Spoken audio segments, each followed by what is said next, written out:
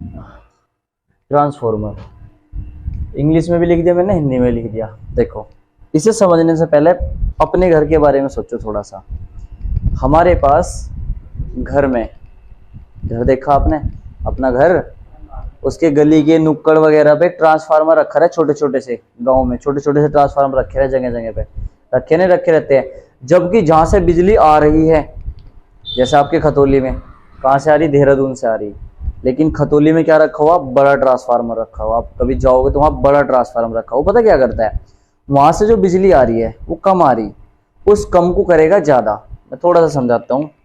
आप खतौली में हो, ठीक है, वे लाइन जा रही कहाँ पे, आपकी ट्रांसफार्मर जा रही है आपके घर वाले पे, गांव में, विलेज में, और विलेज से यानी कि विलेज वाले ट्रांसफार्मर जाते हैं कहाँ पर, होम में, आपके घर में जाता है, नहीं जाता है। देखो, अब जो जहां से बिजली आ रही है, मान लो देहरादून से आ रही है, ठीक है, अब देहरादून से जो बिजली आती है वो कम वोल्टेज की आती है, तो खतौली में क्या करता है, उसे हाई कर दिया, वो बिजली को वोल्टेज ज्यादा कर देता है।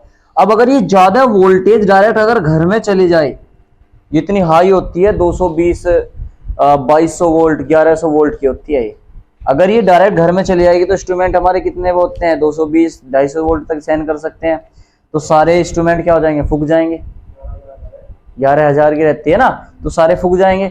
अब ये क्या करता है, खतौली वाला जो है वो क्या कर रहा, हाई कर रहा, वो हाई करंट को भेजता है इसमें, हाई करंट को, हाई वोल्टेज को भेजता है यहाँ पर तुम्हारे विलेज वाले जो गली के नुक्कड़ वगैरह पे रखे रहते हैं ट्रांसफार्मर, छोटे छोटे से देखे होंगे तुमने। और ये ट्रांसफार्मर पता क्या करता है, इस जो करंट यहाँ पे वोल्टेज भेजता है वो भेजता है लो वोल्टेज करके भेजता है यहाँ पर। तो इसका मतलब क्या हुआ कि वोल्टेज दो टाइप्स के हैं, सॉरी ट्रांसफार्मर दो प्रकार के हैं। दोबारा सुनेंगे, जो खतौली रखा हुआ वो क्या कर रहा, कम को ज्यादा कर रहा, कम को ज्यादा, और ये ज्यादा भेजी कहां पर, तुम्हारे घर पर, यानी कि गांव में, ठीक है, गया गली वगैरह के नुक्कड़ पर जो ट्रांसफार्मर वहां पे हाई जा रही। अब वे डायरेक्ट अगर तुम्हारे ये ना हो ना, डायरेक्ट अगर तुम्हारे घर में चली जाए तो 11,000 की जाएगी, सारे इंस्ट्रूमेंट फूक जाएंगे। कभी कभी तुमने देखा होगा ट्रांसफार्मर खराब हो गया जी, तेल खत्म हो गया उसका, बिजली एकदम तेज आ गई, सारे बल्ब वल्ब फूक गए, वो क्या, ट्रांसफार्मर खराब होने की वजह से।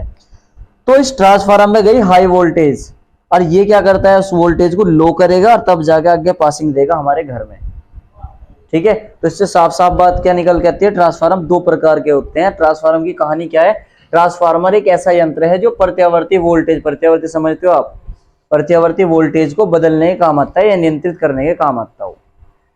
यह दो प्रकार का होता है, एक हो गया हमारा, अभी देखा हमने क्या, स्टेप अप ट्रांसफार्मर जिसे ऊंचाई ट्रांसफार्मर कहते हैं, और एक होता है स्टेप डाउन यानी कि अपचाई ट्रांसफार्मर। बेटे वो कम भेजे हैं, ज्यादा भेजेंगे तो ज्यादा दिक्कत आएगी, ज्यादा भेज रहे लेकिन यहाँ के पावर लॉस तो होगा, और पावर लॉस होगा तो इसमें कम होगी, ये फिर ज्यादा बनाएंगे, क्योंकि जितनी भी भेजेगा सारी जत्ती रहेगी तो खतौली में कुछ भी नहीं बचेगा। ये जो करता है ना खतौली वाला, ये हाई करेगा, हाई वोल्टेज, ये करेगा लो, ठीक है। तो ट्रांसफार्मर दो प्रकार के होते हैं बस। अब एक हो गया हमारा स्टेप अप ट्रांसफार्मर, एक हो गया स्टेप डाउन। तुमने फैराडे के लॉ पढ़ा था तुमने, और वो पढ़ा था तुमने इलेक्ट्रोमोटिव फोर्स यानी कि विद्युत वाहक बल यानी कि वोल्टेज, याद करो वो क्या पढ़ा था आपने, E = -N dφ/dt। अगर आप फ्लक्स परिवर्तन जितना इसमें करोगे इतने फ्लक्स परिवर्तन इतना हो इसमें होगा, जितना फ्लक्स परिवर्तन इसमें करोगे इतने फ्लक्स परिवर्तन इसमें होगा, नहीं होगा। इट मीन जो E है वो डायरेक्टली प्रोपोर्शनल किसके है, N के। नंबर ऑफ टर्न बढ़ाओ, चक्रों की संख्या बढ़ाओ तो E भी बढ़ेगा, नहीं बढ़ेगा। तो देखो ये दो प्रकार के स्टेप अप ट्रांसफार्मर क्या होता है, एक प्राथमिक कुंडली होती है, एक द्वितीय कुंडली होती है। प्राथमिक कुंडली मतलब स्टेप अप ट्रांसफार्मर क्या बोलते हैं, यह निम्न विभव को, स्टेप अप ऊंचाई यानी कि कम विभव को ज्यादा करने का काम आता है, कम विभव को ज्यादा करने का काम आता है। तो यह निम्न विभव, निम्न यानी कि कम विभव वोल्टेज को उच्च विभव में बदलने काम आता है। जबकि अपचाई क्या करेगा, उल्टा करेगा, यह उच्च विभव को निम्न विभव में बदलने काम आता है। Simple step down. अब कहानी क्या है, ये क्यों ऐसे बने, देखो डिटेल समझेंगे। इसमें दो कुंडली होती है, एक प्राथमिक कुंडली एक द्वितीय कुंडली, एक प्राथमिक कुंडली एक द्वितीय कुंडली। प्राथमिक कुंडली में स्टेप अप ट्रांसफार्मर की बात कर रहे हैं हम, और थ्योरी बढ़ा सकते हो आप क्या, जैसे लिखा है निम्न विभव वोल्टेज को उच्च विभव वोल्टेज में बदलने का काम आता है। इसकी प्राथमिक कुंडली में कम फेरे, कम फेरे होते हैं, जबकि द्वितीय कुंडली में ज्यादा फेरे होते हैं। क्यों करे ये, सुनो। कम फेरे तो n कम है तो निम्न विभव, ज्यादा फेरे ज्यादा चक्कर तो उच्च विभव। तो प्राथमिक कुंडली से द्वितीय कुंडली में क्या बनेगा, ज्यादा फेरे। क्या बनेंगे, ज्यादा फेरे। और ये बीच में ग्रीन ग्रीन जो दिखाई दे रही है क्या है, हमारी लोहे की पटलित क्रोड़, लोहे या आयरन की पटलित क्रोड़, पटलित क्रोड़। अब ये अलग अलग रखी जाती है, क्यों? लोहे की क्रोड़ अलग अलग ही क्यों रखी जाती है, अभी बताऊंगा मैं। फिर इधर देखो, ये स्टेप डाउन ट्रांसफॉर्मर होगा। स्टेप डाउन में क्या होगा, प्राथमिक कुंडली ये क्या करना, ज्यादा को कम, तो इस वाले में फेरे ज्यादा है तो ज्यादा विभव ले रहा होगा। लेकिन द्वितीय में क्या बना दिया हमें, कम फेरे, तो ज्यादा वाले को क्या कर दिया, कम फेरों में। किसके अकॉर्डिंग, इस फॉर्मूले के अकॉर्डिंग। जिसमें चक्रों की संख्या ज्यादा होगी तो उसमें विभव ज्यादा होगा, इसमें ज्यादा विभव होगा, इसमें कम विभव, तो हमें क्या मिल जाएगा, कम विभव मिलेगा, केवल चक्रों की संख्या के अकॉर्डिंग। समझ में आ रही बातें। अब ये लोहे की पटलित क्रोड़ अलग अलग क्यों रखी जाती है, सुनो। एकता में बल होता है तो सुना आपने, आपको पता है ये दो कुंडली है, किसके सिद्धांत पर चल रहा होगा ट्रांसफार्मर, ये बताओ पहले तो। किसके, स्वयं प्रेरण के, अनोन्य प्रेरण के, अनोन्य प्रेरण के। दो कुंडली है हमारी, तो यह किसके विभव उस पर चलता है, हमारा अनोन्य प्रेरण के सिद्धांत पर। अनोन्य प्रेरण बहुत ज्यादा है पूछने में, अनोन्य प्रेरण के सिद्धांत पर चलता है। अब मिस्टर दानिश, अगर हम लोहे है, आयरन है, मेटल है, इसके बीच में आप क्या करा रहे, मैग्नेटिक फ्लक्स को चेंज करा रहे, तो इसके आयतन में छोटी छोटी भंवर धाराएं उत्पन्न हो जाएगी, और जो कि मुख्य धारा के विपरीत उत्पन्न होती थी, याद करो। तो फिर वो करंट को इधर से इधर पास नहीं करेगी, वापिस भेजेगी। अब जब वापिस भेजेगी तो गड़बड़ होगी, हमारी विभव बराबर नहीं मिलने का। तो फिर ना अलग अलग रख दी जाएगा, अलग अलग काट काट के, छोटी छोटी करके। अब तुम कहोगे सर अब नहीं होने की, होगी, लेकिन अगर मान लो ये पूरा लोहे का पीस रख दें तो उसमें ज्यादा स्ट्रॉन्ग होगी। अब इन्हें जैसे मार्कर है, मैं तुम्हें चारों मार्कर एक साथ मारूं तुम्हारे, तो बढ़िया चोट लगेगी, लेकिन अगर एक एक मारूंगा कम चोट लगेगी। अब इनमें भी विभव यानी कि भंवर धारा उत्पन्न तो हो रही है, जो लोहे की पटलित क्रोड़े ने अलग अलग कर दिया, इनको क्या कर दिया, अलग अलग रख दिया।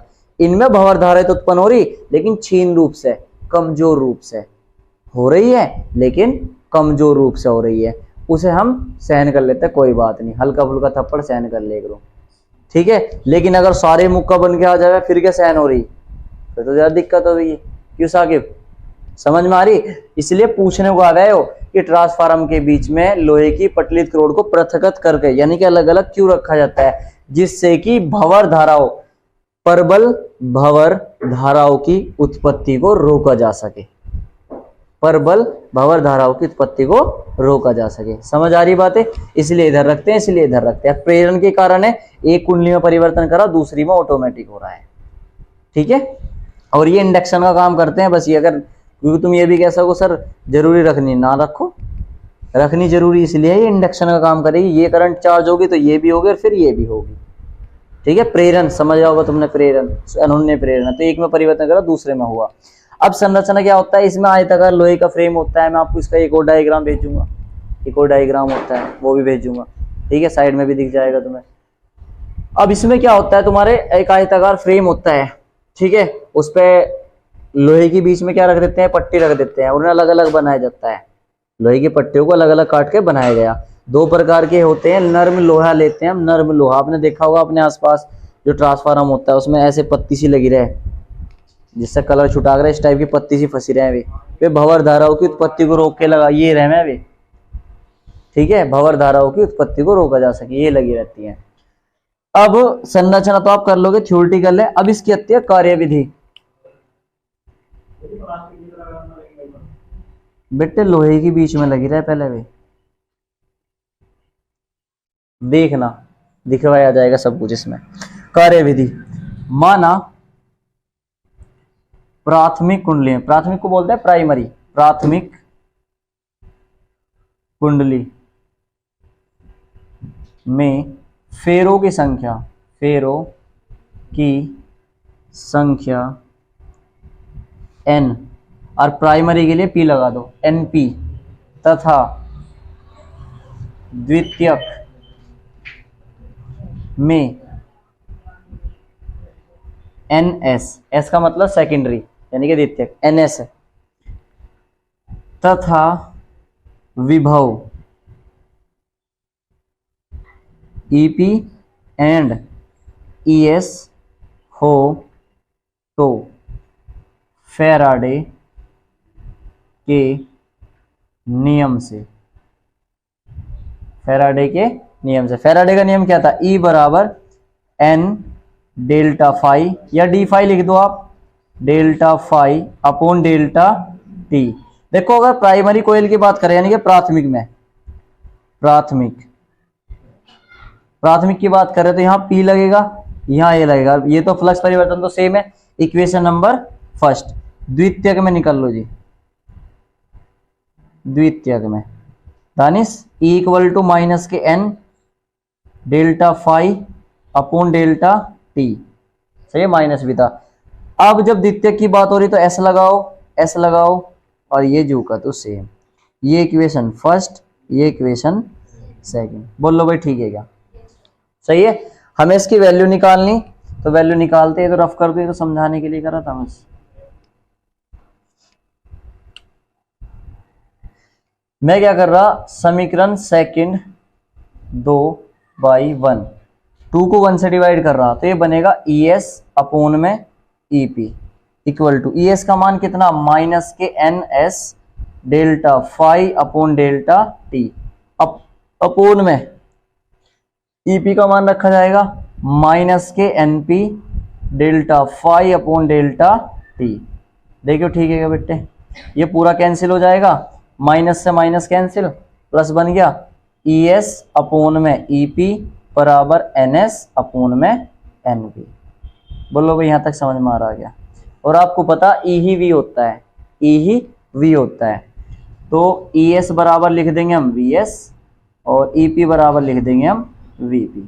दिस इम्प्लाइज VS अपॉन में VP equal to NS upon में NP। ये हमारे पास फॉर्मूला होता है, ये वास्तव में इक्वल होता है स्मॉल r के। अब स्मॉल r क्या है, परिनमन अनुपात, ट्रांसफॉर्मेशन रेशो बोलते हैं इसे, कि कितना दिया था और कितना मिला, प्राइमरी में कितना दिया और कितना मिला। जैसे कि लाइक आपको 100 नंबर का एग्जाम दिया और आपके 82 नंबर आए, तो कितने परसेंटेज आपको मिल रही, तो प्राइमरी में कितना देंगे कितना मिलेगा, ठीक है, वो यहाँ पर फॉर्मूला निकल के आएगा। यहाँ लिख भी देंगे r क्या है हमारा, परिनमन अनुपात, इंग्लिश में बोलते हैं ट्रांसफॉर्मेशन रेशो, ठीक है। ये बना दीजिए इक्वेशन नंबर थर्ड।